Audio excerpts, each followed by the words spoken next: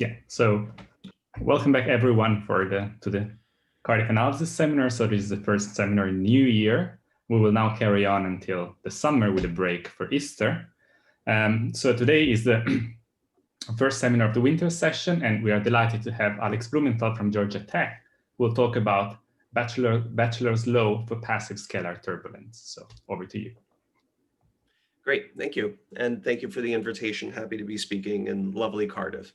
Today I'm going to be giving a talk on some work that I did jointly with Jacob Bedrossian, who some of you already know, and Sam Punshon-Smith, who's currently an NSF postdoc at Brown University. I don't know why I wrote you Brown. Right, very good. So as I've learned recently, people do not take kindly to general pronouncements on turbulence, and that's not what I want to do here. My goal is to just elicit some common properties that many turbulent systems are found to exhibit. So for the purposes of this conversation, I'll think of a turbulent system as sort of the inviscid or zero dissipation limit of some some partial differential equation. For example, the Navier-Stokes equations, and the limit as the viscosity term is taken to zero and becomes more and more like Euler. Turbulence is a set of phenomena seen in a wide variety of physical systems with kind of weak dissipation like this, fluids, plasmas, and so on.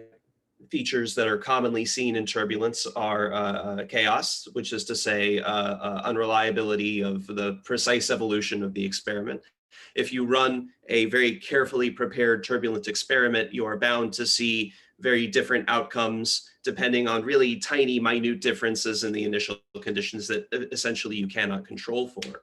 The turbulent slug appearing in the wake of a pillar in a river, for example, its precise evolution will essentially always be different no matter how carefully you prepare everything in advance. This is chaos, extreme sensitivity with respect to initial conditions.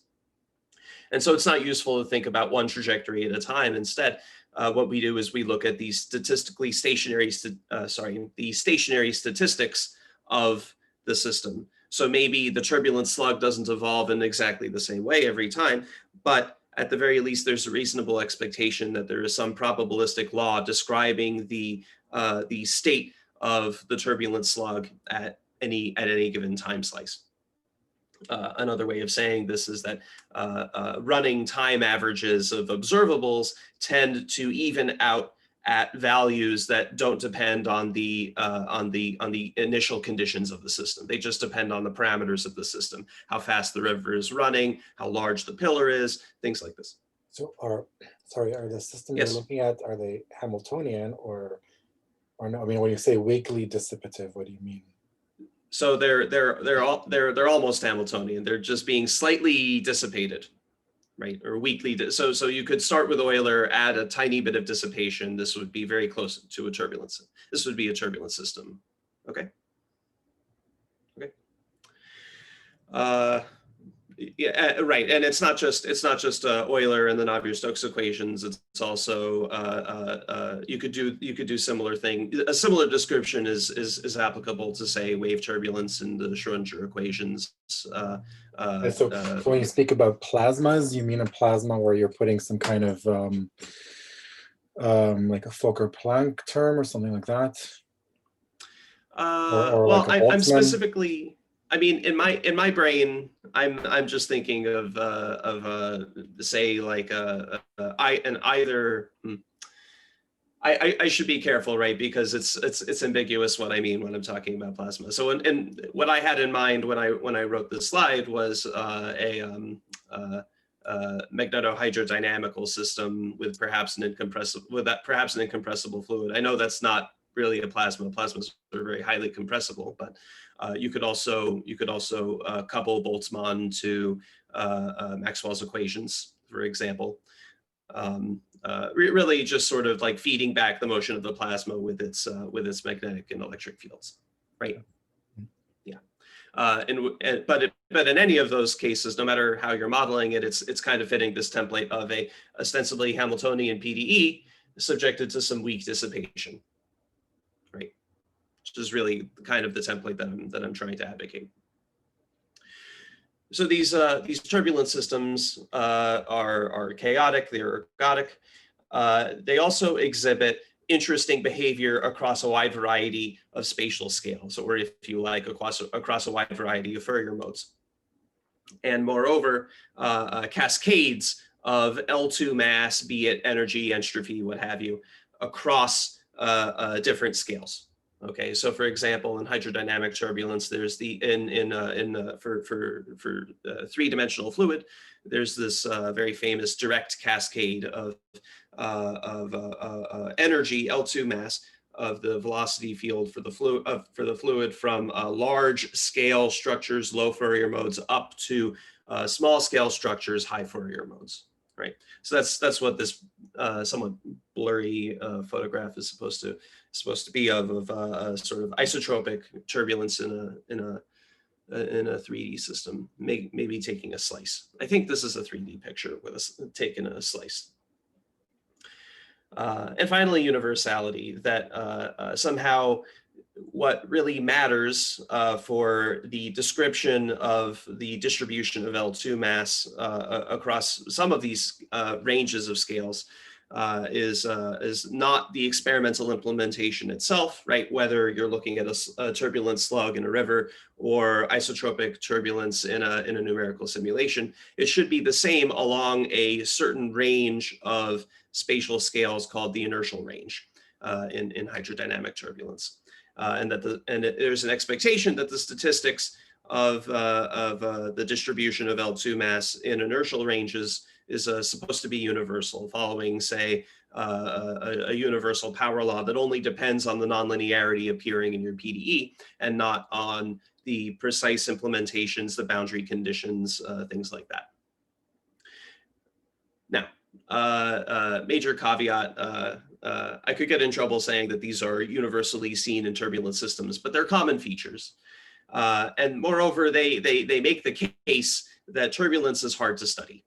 There are lots of open problems in the study of turbulence. Mathematically, we are total babies at studying turbulence, despite many decades of careful work. And even among physicists, there are lots of open questions.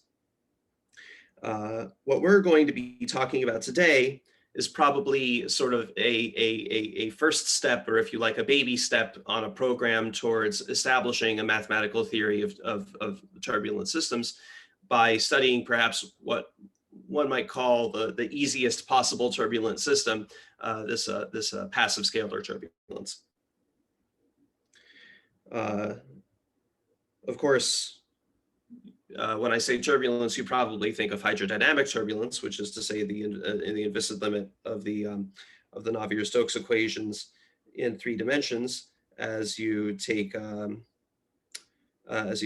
viscosity to 0, as you take this parameter nu to 0. It's an inherently infinite dimensional problem. As I take nu to 0, I'm activating successively more and more Fourier modes. And although global well-posedness of the 3D Navier-Stokes equations might have something to do with turbulence, it's not really known. This goes beyond the well-posedness challenge in the Millennium problem. What we really want is quantitative dynamical information on how energies are transferred between scales, not just whether the equations of motion are valid or well-posed everywhere or for many initial conditions. This is really a dynamical problem to some extent. Right. But we're not going to talk about hydrodynamic turbulence. We're going to talk about passive scalar turbulence, which is to say the small diffusivity behavior of passively advected scalars in an incompressible fluid. That's what we're going to be talking about in the turbulent regime that you see in the passive scalars as you take that diffusivity parameter kappa to 0. So this is something probably familiar to many of you, at least some of you. For the purposes of this talk, U of Tx is going to be an incompressible velocity field on some fluid domain, which will typically take to be the periodic box. But you can also, for the purposes of this discussion, think maybe just a bounded domain in R3 or R2. And we're going to be interested in passive scalar advection. So sorry, is capital G is allowed to be identically 0 or no?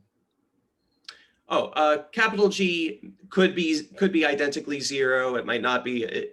It depends. But I think of it as kind of a random source, right? So the passive scalar is like a concentration of a chemical in your fluid, or like the salinity concentration in a body of water or something like that, or maybe a small variation in temperature, but something that just doesn't feed back to the dynamics of the fluid itself, right?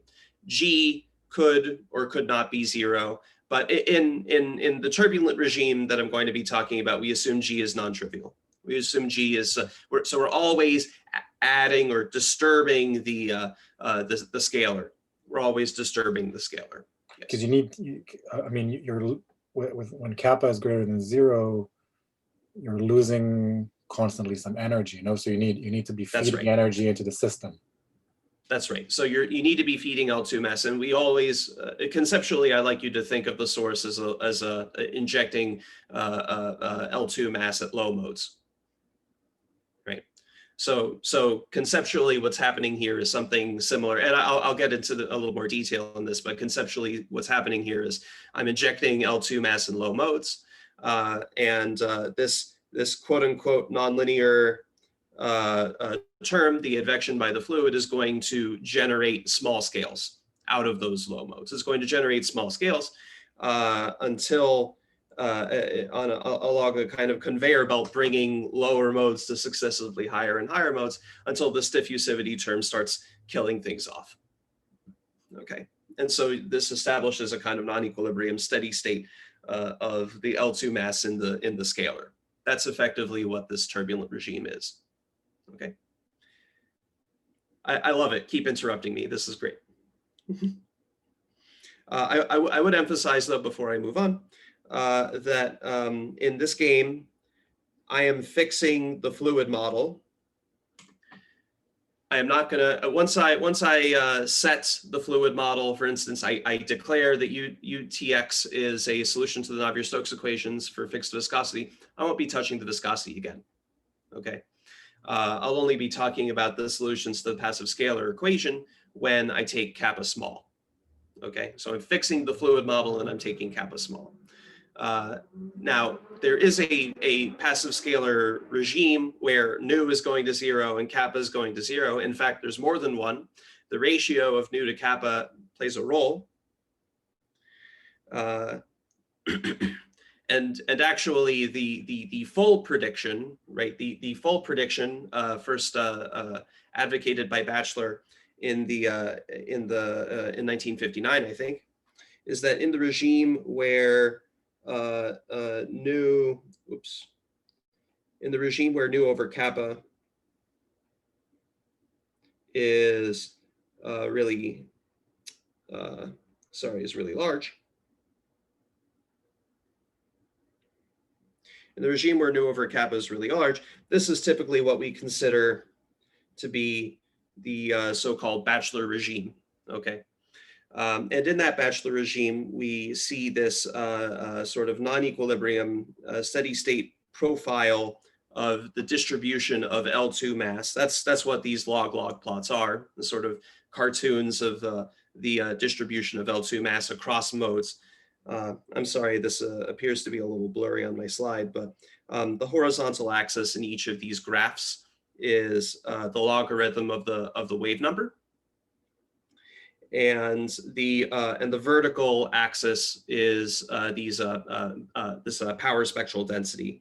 So, for instance, this gamma k, which is the density of Fourier mass, or the amount of Fourier mass contained in a shell of modes of length k, let's say.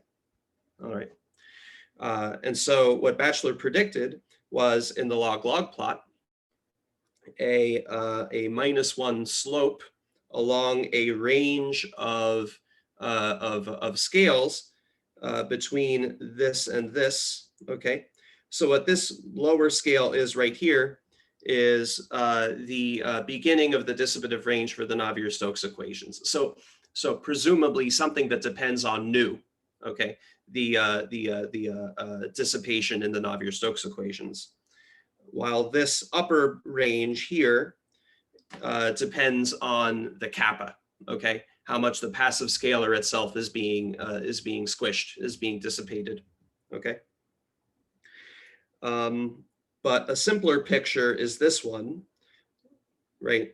So this left-hand picture more corresponds to the physical prediction for a passive scalar turbulence in an already turbulent fluid, okay, where you see one power law along one range, okay, a range where the turbulent advection in the fluid is actually having a significant impact, and another different power law, a -1 power law, okay, in a range where the turbulent advection has kind of ended, okay, because the viscosity is taken over in the fluid, but the diffusivity has not yet taken over in the passive scalar, okay. This is sometimes called the Obkusov-Khorosin correction to Batchelor's law, okay. This left-hand arrow, the Obkusov-Khorosin correction. I'm sorry, it's a Russian name. I can never remember if it's a C or a K. Right. This so the left-hand picture is the more fully fleshed physical picture that one expects. What we can do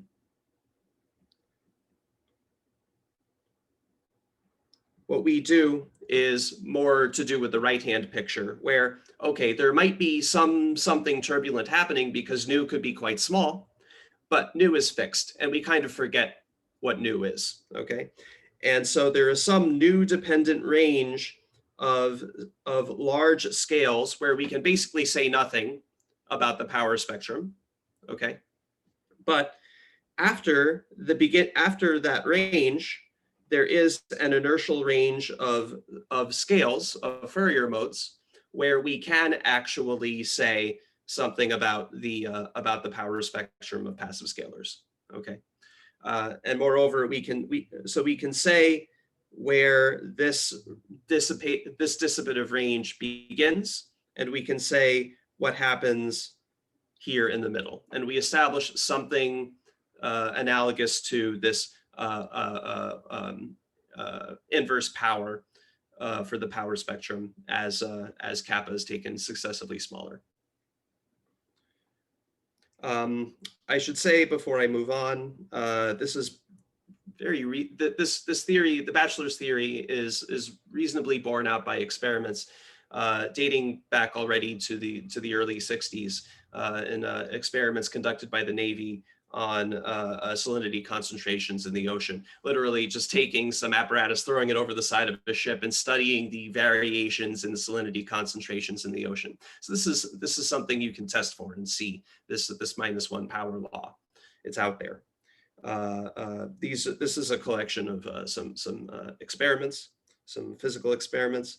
This is some metadata of numerical experiments. And as you can see, the majority of them hew to this -1 power law, right? But of course, for all the reasons that I described before, conducting experiments on turbulence is quite difficult. Performing numerical experiments on turbulence is also quite difficult and computationally costly.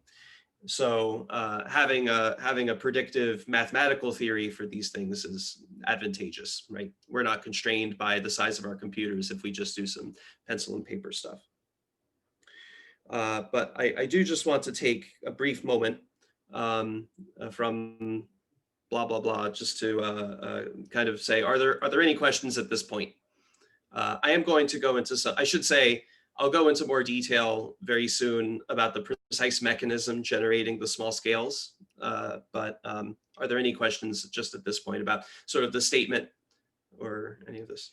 Yeah, if you could can you just give the physical intuition as to so this -1 slope, what does that tell us physically? Oh, so the -1 slope, what does it tell you, or why is it a -1 slope? Either one, whichever makes more sense. Either one. Right. So the presence of the -1 slope essentially dictates the rate at which detail in the chemical concentration is dying off as you zoom in closer and closer into the system. Or if you like, the -1 slope is telling you that the amount of Fourier mass contained in a Paley-Wiener shell in this inertial range is going to be roughly constant, not depending on the shell. So there's some number of shells, some number of Paley-Wiener shells subdividing this inertial range, right? And the amount of Fourier mass in each Paley-Wiener shell is about constant. Okay, is one way of thinking about this -1 law. Another way of thinking about this -1 law, or actually, so okay, I'll stop myself. I have an entire section devoted to the mechanism for the -1 law, so I will tell you why it's -1, more or less. Okay, good for now. Yeah. Okay. So just to kind of remind you of the setting again: incompressible fluid on some domain, passive scalar advection with a source. And the essential mechanism responsible for Batchelor's law, for this -1 power law, the formation of small scales and so on, is chaotic properties of the Lagrangian flow, which is to say chaotic properties of this flow on the fluid domain, given just by integrating along the velocity field profile of the fluid, right? Or if you like, this is the motion of a little mote of dust in your fluid moving around. Passive because the little particle of dust is not actively feeding back into the motion of the fluid itself. Okay. So this has been known to physicists for decades now, that the creation of small scales is due to chaotic properties of Lagrangian flow.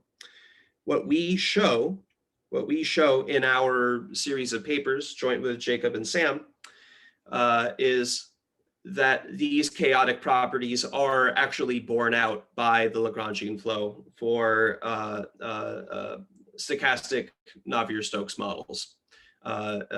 In 2D, we can use the 2D Navier-Stokes equations out of the box.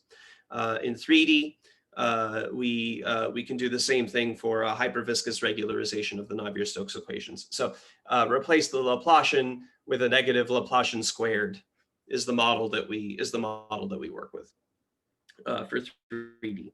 Really, just to sort of enforce the fact that our methods are not constrained to 2 dimensions; they also hold in 3 dimensions as well. Just that the challenge is well-posedness of the fluid model itself, nothing to do with the dynamical side of things. And so, using dynamical systems techniques, we actually affirm these chaotic properties for the Lagrangian flow, and on the strength of those results, we're able to prove the Batchelor's law power spectrum in this setting, incompressible fluid on a periodic box, evolving to Navier-Stokes. Great. So how does this work? How does chaos generate small scales? What is chaos even? I will answer these questions.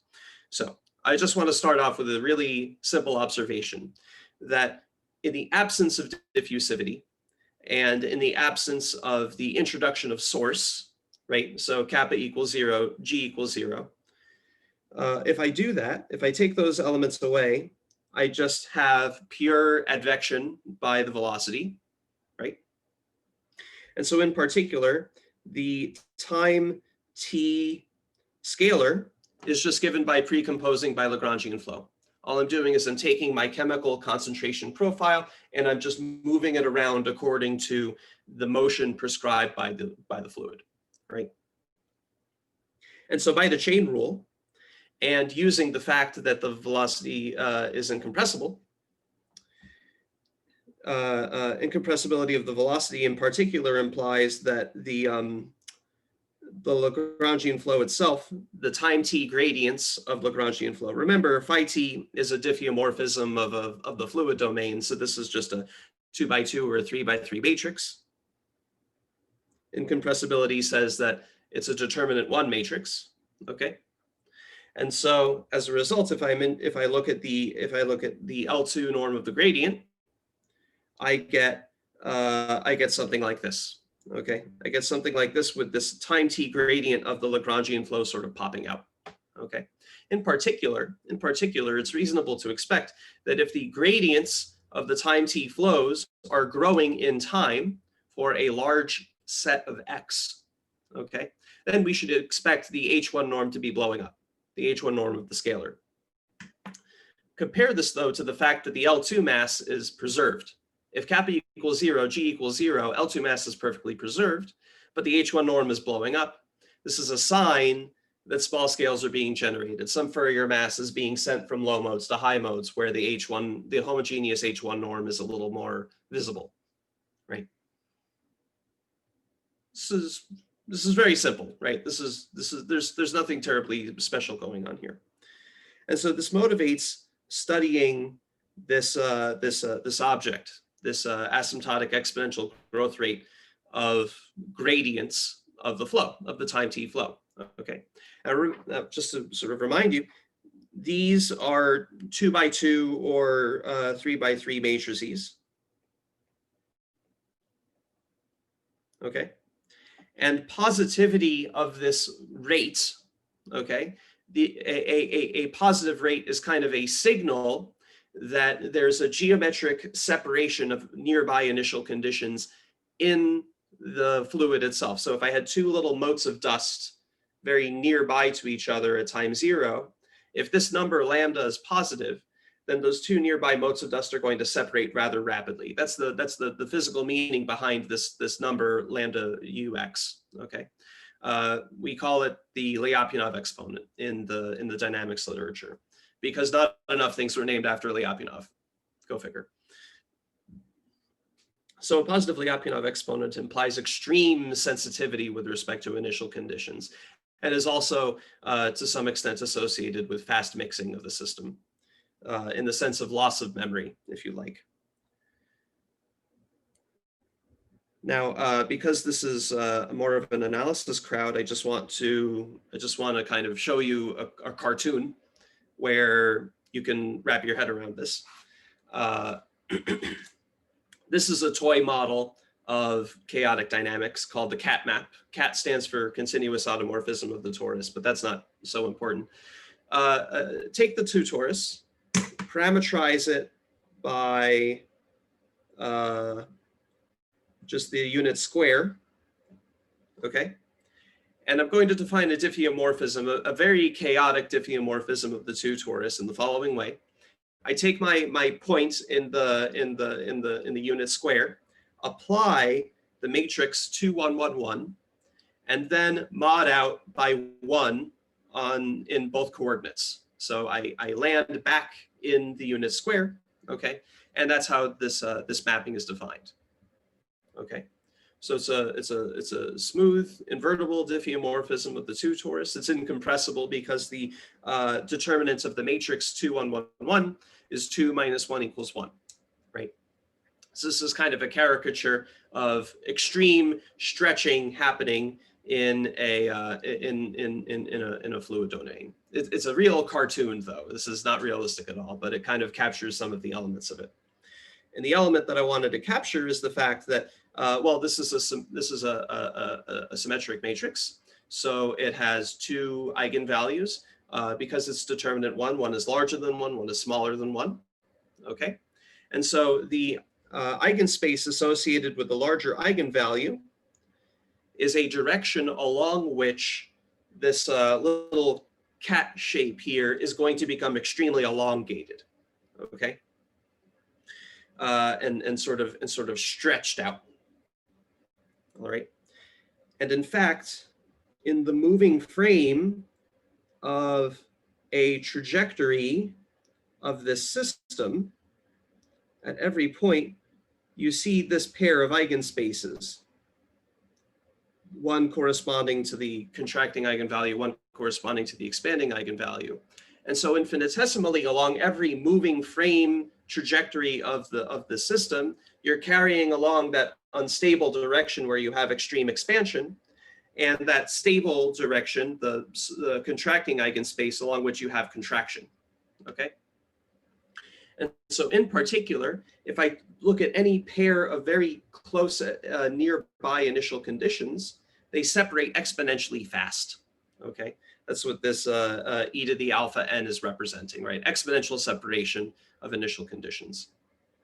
As long as those 2 points aren't directly related by a stable direction for the 2, 1, 1, 1 matrix. This chaotic behavior is also associated with fast mixing of scalars, okay? If you like, psi precompose Fn is something like the pure advection of a scalar by the Lagrangian flow, right? And so a statement like this is saying more or less that after n iterates, the initial condition is sort of forgotten, okay? If I have a mote of dust at time 0 and I look at its time n position, the time 0 position and the time n position decorrelate at an exponentially fast rate, okay? That's really the meaning of this fast mixing, okay? So how does this compare with the kind of mixing that you get in like Landau damping? Is it very different or similar somehow? So I'm not 100% sure what you're referring to, because I'm a bad collaborator, Jacobs. So, but I do know that Jacob has all of these works on sort of. I mean, you get similar pictures of the kind of filamentation, but you have just one direction.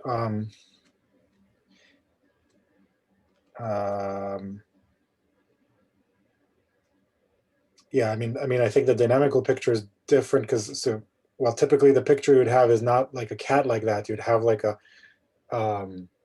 sort of a rectangle which slowly starts getting sheared, right? And sheared, and then it sort of starts doing this, right? So you end up with a picture that's quite similar in terms of this kind of filamentation, right? But it's a bit of a different mechanism somehow.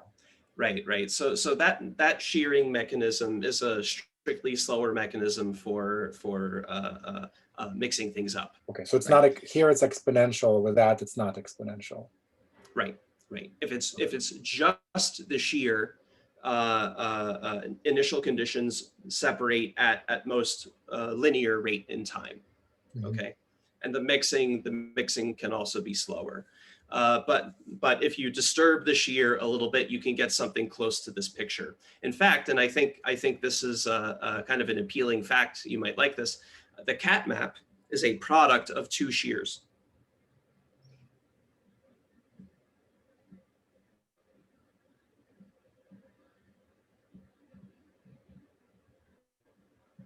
The cat map is a product of a shear vertically and a shear horizontally, and that's enough to produce this exponential growth in gradients. Okay, it's nice. Can I go until the hour?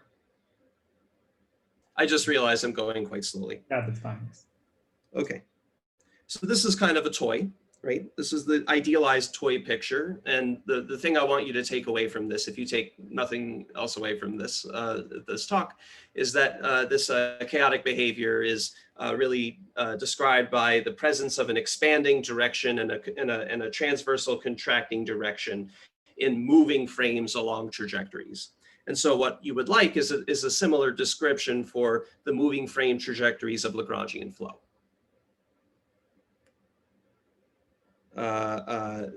This mechanism is already enough to produce this -1 power law, because if you look at this sort of if you look at this sort of pulsed this sort of discrete time toy model of passive scalar advection, right? What you see after n iterates is something like this, where I have a summation of the random source advected by the time j fluid model, right? But because this matrix A is hyperbolic, its inverse transpose is also hyperbolic. It's a determinant one matrix. And so this sequence of Fourier modes is going to be roughly growing like powers of the eigenvalue lambda, okay? And so in a given Paley-Wiener shell like this, you expect about unital mass, unital Fourier mass.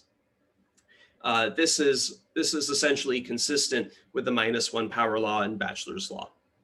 Okay, because if you sum over all of the Paley-Wiener shells less than some given cutoff n, you get something like log n. Okay, you get something like log n Fourier mass in the scalar. So this is actually what we are able to prove. Okay, and it is consistent with the -1 power law, because if you integrate k inverse from 1 to n, you get something growing like log n. Okay, so this is my kind of very simple explanation of why you do expect to see a -1 power law. So this is all well and good, but the kind of reality of things is a lot nastier. That a typical realization of hyperbolicity, this dynamical hyperbolicity of expansion and contraction, is not uniform in space. Okay, and that's kind of the deception of the cat map, is that really in practice you don't expect it to be uniform in space. Most systems of physical interest, especially Lagrangian flows, have a kind of mixed behavior. There's some rotational elliptic type behavior sort of mixed in with this hyperbolic saddle type behavior in moving frames. This is a rather extreme example known as the Chirikov standard map. I'm not going to tell you the formula for this, but this is a phase portrait of a discrete time system. Every individual color in this regrettably blurry picture is going to correspond to a different trajectory. So this green, for example, is corresponding to a trajectory that really goes all over. Okay, it's a highly chaotic trajectory, witnessing positive Lyapunov exponent, positive exponential growth. Okay, that, at least numerically, this is what's seen. But contrast this to all of these trajectories locked into these circular orbits, all of these reds and blues that are locked into these circular orbits. Okay, that dynamics is essentially rotational, and it's a kind of caricature of the formation of coherent vortices in Lagrangian flow, right?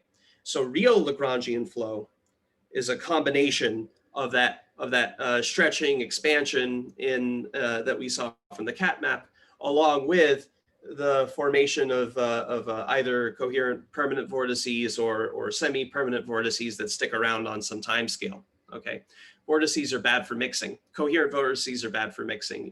The stuff inside isn't mixing with the stuff outside, right? So this is bad for the formation of scales, for the formation of small scales. I would already say, even for this discrete time model, even for this very simple discrete time model, the formula is like half a line. It's really quite simple. It's already an open question to prove whether it's chaotic on a positive volume set.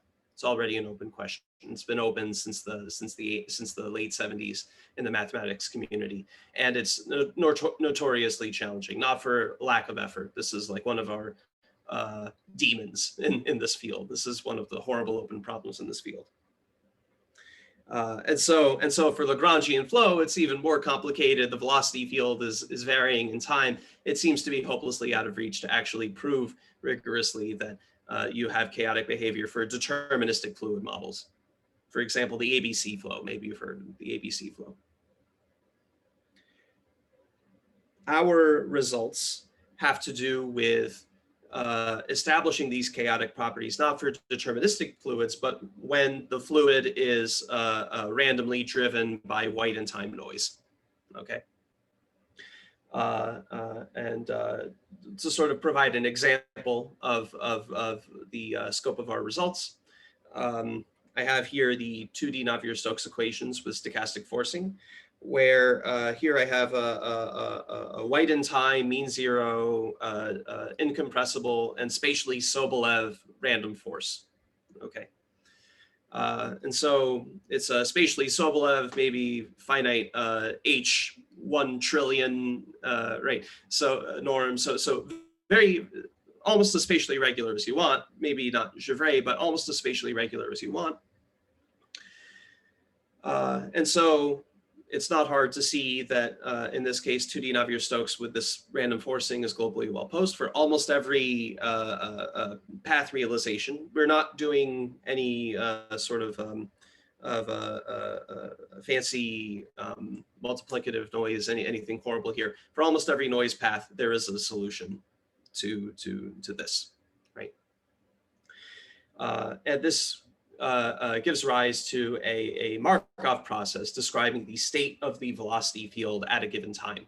Okay, and the stationary there's a well-known literature by now on the existence of stationary statistics for such fluid models. Flandoli-Maslowski, Heyer-Mattingly, and so on.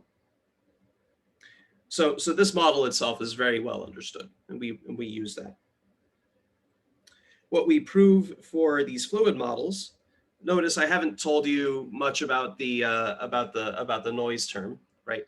But under some non-degeneracy condition on the noise term, essentially, if I force enough modes, what we can prove is that, in fact, the Lyapunov exponent of the Lagrangian flow is positive with probability 1. With a Lyapunov exponent lambda, that does not depend on the initial configuration of the fluid or the initial point where I start tracking the gradient of Lagrangian flow. Remember, this is about exponential growth of tangent directions in the moving frame of Lagrangian flow.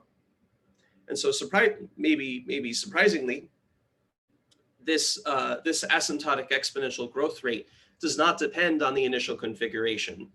It only depends on the parameters of the equation itself. This number lambda is just a number. Now, it might frighten you that I sort of told you this sort of cryptic non-degeneracy condition, but I should say that for that at least in principle, the non-degeneracy that you should need is quite mild, and in fact, our results already apply to fluid models where I just force 4 modes by Ornstein-Uhlenbeck processes. Okay, this is sort of one of the simplest possible fluid models you could consider. This is a solution to the 2D Stokes equations when I force the bottom 4 Fourier modes. Okay, the sine and cosine shears in the x and y directions. Okay. Right.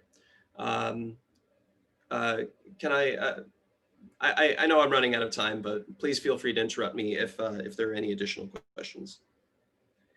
So that's sort of our first results. Already, this was one paper. As a consequence, though, for solutions to the pure advection equation with no source and no diffusivity, we already have H1 blow up of scalars. Okay, and so H1 is blowing up exponentially fast, and L2 is staying fixed, and so we are at this is affirming the presence of some mechanism generating small scales. Okay, there is definitely some small scale mechanism happening in this passive scalar advection. Our second result has to do with this more loss of memory type thing, right? What we prove is that there is, under the same conditions as the previous theorem, we prove that there is a deterministic number gamma. Don't worry about this parameter p, just set p equals 1 if you like. There's a deterministic parameter gamma and a random constant, perhaps depending on the noise realization, in addition to the initial velocity field, with the property that this loss of memory holds, okay, this kind of exponential loss of memory or exponential decay of correlations holds with that deterministic constant, okay, as the exponent, with that random constant out front, okay? Now you might be worried the random constant could be uncontrollably large, but at the very least, we can control its first moment on average, okay? So it's not totally out of control. We actually have more information than just this. But as a corollary, we obtain a stronger sign, I guess, of the formation of small scales in the form of exponential h-1 decay of solutions to the pure advection equation. All right. So h-1 decay is a lot stronger than just having h1 blow up, right? Sorry, h1 blow up. Go. How do things here depend on the nu? How do things here depend on the nu? That is, that we don't control anything you see as a function of the nu. So here, nu is fixed, and we even forget that it's there. Okay, everything that you see depends on nu, but I couldn't tell you how. Basically, that's sort of the status. But right? but sort of qualitatively, what would you expect if I took nu to 0? What would happen? One expects that the mixing rate improves because so-called turbulent advection ought to be faster than a chaotic advection at mixing a scalar in, right? You saw that that power law, the power law for turbulence advection is a bit steeper. It's like it should be -5/3-ish, corresponding to the power law for hydrodynamic turbulence itself, right? So the advection should be faster. And so qualitatively, I would say, as you take nu to 0, you should expect this gamma to get bigger, right? The rate to deepen somehow, right? But again, I can't tell you that from mathematically. We just don't know how to say that yet. I should say that H1 blowup is a lot weaker in this game than H-1 decay. H1 blowup says that there are some small scales being generated, right? While H-1 decay is saying that all large scales are being depleted as time progresses, okay? So H-1 blowup is saying that everything is being transmitted to high frequencies, whereas H1 blowup is saying that something is being transmitted to high frequencies, okay? And a priori, this is much stronger than just having a positively Lyapunov exponent. In general, in dynamics, establishing this kind of loss of memory, this exponential correlation decay is a totally different ballgame from establishing a positive exponent. So I realize I want to finally state Batchelor's law. So I might take an additional 3 to 4 minutes, but I'll try not to go too much farther past the hour. That's fine. The sort of our culminating result from this analysis is to study the statistically stationary law of scalars in the presence of some source term, some stochastic source term, and in the presence of a small amount of dissipation. Okay, and so this sort of conveyor belt of Fourier mass of passive scalars from low modes to high modes results in a non-equilibrium steady state distribution of L2 mass. And we are able to give you reasonably quantitative information about that distribution, okay? We are able to affirm more or less the -1 power law in a kind of cumulative sense, which is to say that the Fourier mass concentrated so for small kappa, the Fourier mass concentrated in modes of length less than n is growing approximately like log n, which again, if you think of integrating the 1/k power law from 1 to n, you would get the same thing, okay? So to some extent, this we say is a cumulative version of Batchelor's law, cumulative in the sense I'm taking all the modes from 1 to n, not just the power spectral density along shells. Okay, right. So this is our main result. It was just accepted to CPAM yesterday, something ridiculous like that. So it will be appearing soon. I regret, maybe I went a little bit too slowly this time, but I do have a few words I could say about the proof, but otherwise I think I could just quit here. I think there's been some good discussion, and yeah, so at the discretion of the organizer.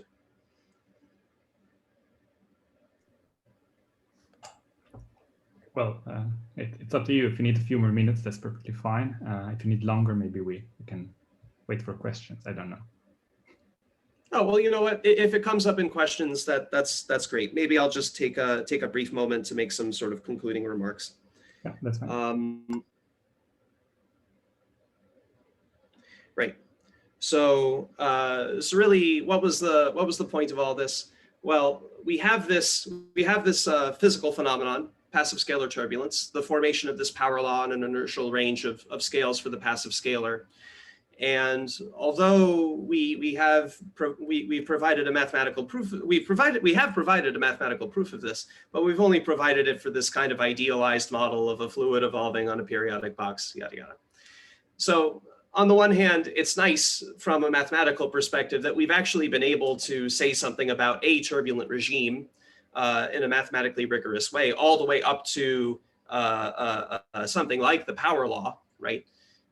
If you accept this cumulative law as the power law for Batchelor regime passive scalar turbulence.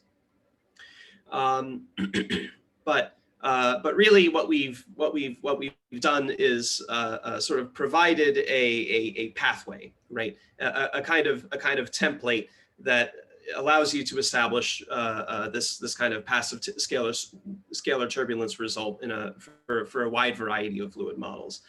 We don't know how to enact this program necessarily for fluid models well outside periodic box and so on, right? It becomes a lot more complicated. Periodic box has the advantage that I know what the natural Fourier modes are I know what the modes are for the Leray operator, right? Whereas for a bounded domain, it quickly becomes quite challenging. But at least in this simplified model, we can enact the program fully. And in general, there's a reasonable expectation that Batchelor's law should hold, because the conditions of these various theorems are quite believable in general. There are lots of open questions in this game. One sort of this was already Jonathan already sort of suggested this, right? What about the dependence of these parameters on the viscosity, right? On the Reynolds number of the fluid itself, of the underlying fluid. Until we have some control over turbulent fluids, it's probably out of reach to understand the high Reynolds number, low dissipation behavior of these systems, right? But perhaps it might be possible to do so for a kind of non-turbulent flow, something very close to a laminar flow. Another sort of ambitious long-term goal of this project is to sort of establish chaotic properties, not just of the Lagrangian side of things, the motion of passive tracers, but also for the Eulerian dynamics, which is to say the motion of the velocity fields UT themselves, right? In actual turbulent experiments, you expect the evolution of the velocity field to behave in an extremely chaotic way, right? If I prepare the system the same way twice, I'll see different precise evolutions of the system. So there should be this geometric separation of initial conditions in the Navier-Stokes equations themselves, right? Again, to the best of our knowledge, an open question at any viscosity parameter. So this is another something that we're interested in. But you know what? That's enough out of me. Thank you very much for your attention. And I'll just these are the preprints if you want to have a look, and I'll quit here. Thank you. Thank you very much for the nice talk. People are clapping virtually. So, any questions for Alex?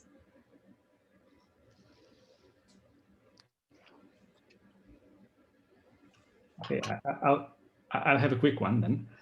You had a stochastic constant at some point.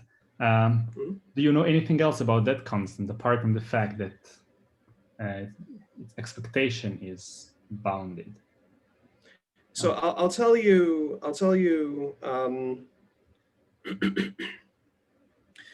Right. So for Navier-Stokes, right? Because we have to be able to talk about a wide variety of different noise realizations, this random dependence of the constant is kind of necessary. Imagine the scenario, for example, where the noise applied to the fluid itself is totally quiescent and almost completely silent for 100 years, right? It's a very small probability event, but it's there, right? And if that's happening, then there's not a lot of mixing going on, right? There's none of this shearing and pulling and stretching and so on, right? So you would expect the mixing to take a long time to sort of kick in, right? And so that's really what the purpose of this random constant C here is to sort of accommodate situations like that, when the noise is quiescent, the fluid isn't even really being driven, and so there's no possible mixing. I can tell you though that for a fixed initial velocity field,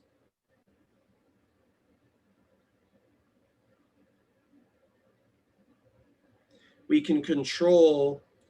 So if you fix a p, like p equals 10, right? Just fix it ahead of time. I can control the pth moments of this random constant, like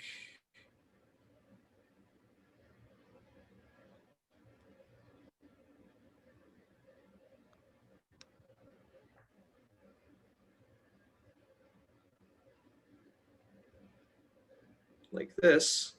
In 2D Navier-Stokes, we need the vorticity up here. Oh, that's a positive. I'm sorry. That's a positive. So here, eta and beta are positive constants depending on the parameter nu, the noise covariance q, and so on. But we are able to bound the pth moments of this constant in terms of something reasonable. Mm-hmm. Sorry, I should include these. Yeah. Think also about it like this. In order for this mixing to happen, everything in the fluid table needs to be mixing, right? But it's possible if U has a very strong, particularly strong behavior somewhere in the fluid domain, it could take a long time for the mixing to sort of kick in, right? That's another potential scenario, right? Mm-hmm. So this random constant should be sort of blowing up as you take the U naught larger and larger. It should be blowing up along certain noise realizations that don't do anything for a long period of time. There should be some mixing or driving or background happening in order for the mixing to occur.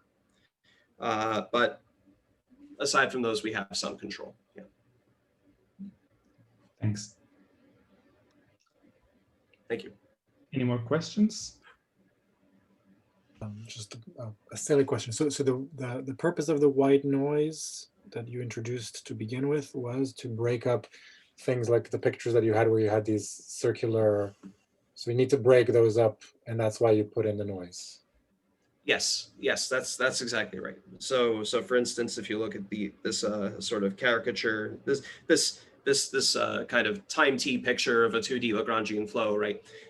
If this feature here evolves into a coherent vortex that never sort of breaks out, right? Then you're stuck.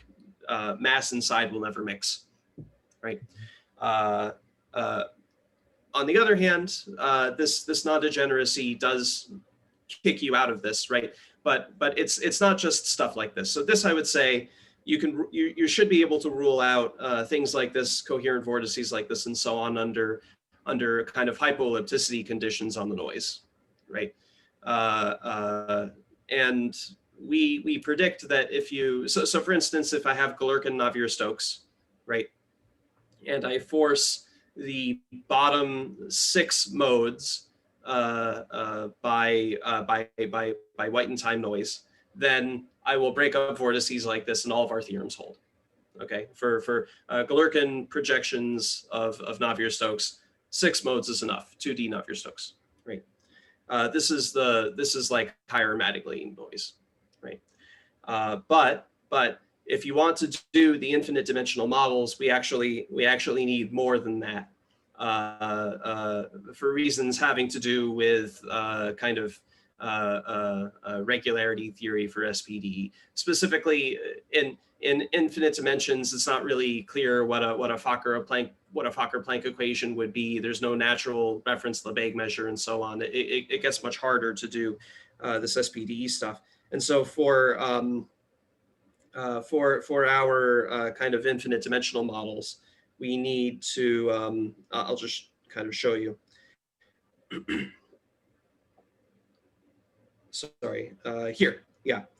For these infinite dimensional models, we need a stronger noise somehow. So, and specifically what we need is this regularity property called Strong-Feller. Now, you'll probably remember if you take a if you take a say like Brownian motion on the real line, right? And I take the expectation of a measurable function of Brownian motion, right? So ZT is Brownian motion here, and I'm just taking the expectation of some phi of ZT, and I look at it as a function of the initial condition, right? Well, this is going to be smooth in the initial condition for any positive time, right? Brownian motion is regularizing because the Green's function for the heat equation smooths everything out instantaneously, right? Now, in infinite dimensions, there is no corresponding infinite dimensional regularity theory of that quality, right? Instead, the best known instantaneous regularizing available is this Strong-Feller, that if I take a bounded, measurable, observable, I push it forward by the random dynamics, take an expectation, I get something continuous in the initial condition. Not smooth or differentiable, just continuous, right? That happens to be enough for our purposes, but unfortunately a regularity theory of that kind is actually really strong somehow in the infinite dimensional setting. This was one of Heyer and Mattingly's innovations, right? Was they discovered sort of a replacement for this. But for our purposes at this point, we do need this Strong-Feller condition. And so as a result, we need to be taking noise that forces all sufficiently large modes. So for instance, I could sum over modes K and Z2, QK, maybe it would be K perp over length K, EK. So the EKs are some enumeration of the Fourier modes, and the QKs are some coefficients. Mm-hmm. And we need the QKs to die off like an inverse power of the wave number, where alpha is some fixed constant. I think alpha greater than 10 should be fine. Alpha could be 13 trillion though, right? You get a very smooth stochastic forcing that dies off rather rapidly with high Fourier modes. So the actual value of the parameter alpha being bigger means that I'm forcing those high modes less and less, but all of this analysis is still valid, right? But we do for kind of technical reasons, we do need this sort of inverse polynomial tail on the Fourier modes in order to make this work. This is our dirty secret. We expect to be able to surmount this though. This we expect to be kind of a technical thing.